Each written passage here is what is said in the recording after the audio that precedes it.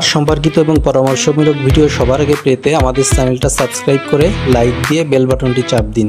ধন্যবাদ, পাশে থাকবেন। আসসালামু আলাইকুম। আলহামদুলিল্লাহ বন্ধুরা, আমরা আমাদের লাল লেয়ারের যে খামারটা দেখাইছিলাম আপনাদের, যে কিছুদিন আগে ওরা প্রোডাকশন আসছিল, তো যাক আলহামদুলিল্লাহ ওদের বয়স আজকে হচ্ছে 26 সপ্তাহ। তো 26 সপ্তাহে হচ্ছে আমরা প্রায় 94% প্রোডাকশন চলে আসছে।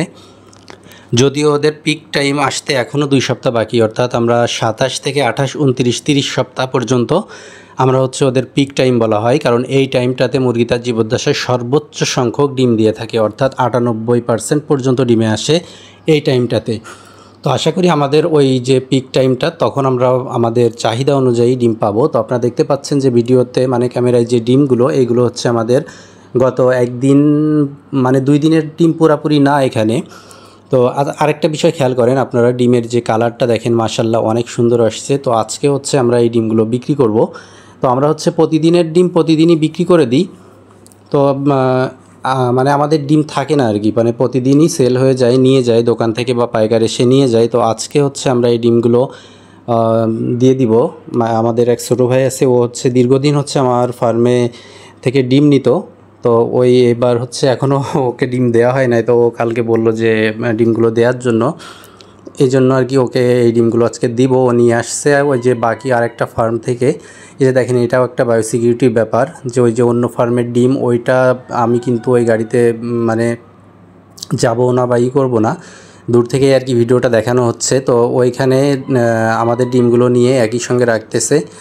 ডিমগুলো হচ্ছে আমরা কেন বিক্রি করতেছিলাম না, এটা হচ্ছে আমাদের খুব একটা দরকার হচ্ছিল না বিক্রি করা, কারণ ডিম ভালো থাকলে, অর্থাৎ চটা ফাটা বা পানি না লাগলে এটা হচ্ছে স্বাভাবিক অবস্থায় স্টোরেজ করা যায় কয়েকদিন।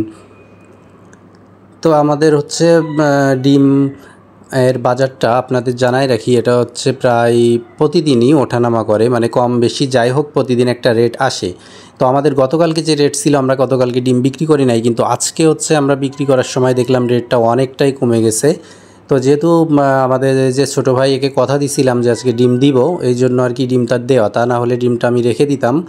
কারণ হচ্ছে ডিমের যে দাম মানে এক রাতে হচ্ছে মানে অনেকটাই কমে গেছে। অনেকটা বলতে কি, আপনারা হয়তো ভাবতে পারেন যে একটা ডিমের দামই কয় টাকা, সেখানে আমি অনেকটা বলতেছি কেন ভাই, ডিমের সম্পর্কে বা লেয়ার মুরগির সম্পর্কে যারা সম্পর্কিত আপনারা সবাই জানেন যে ডিমের ক্ষেত্রে আপনাদের 10 পয়সা 5 পয়সা অনেক ব্যাপার।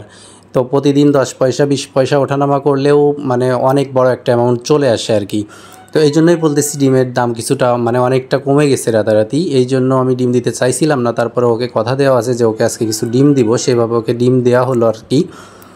তো ডিম দেওয়ার পরে ও হচ্ছে আমাকে এই টাকাগুলো বুঝাই দিল আর কি। মানে আপনাদের কখনো তো ডিম বিক্রির ভিডিওটা ওইভাবে দেখানো হয়নি, তাই আর কি দেখালাম আর কি, যে দেখেন আর কি কীভাবে আমরা ডিমটা সেল করি বা কীভাবে দিই আর কি। তো যাক, ও আর কি চলে গেল। এখন হচ্ছে আমাদের ফার্মে যেয়ে ওদের খাবার পানি দেওয়া লাগবে।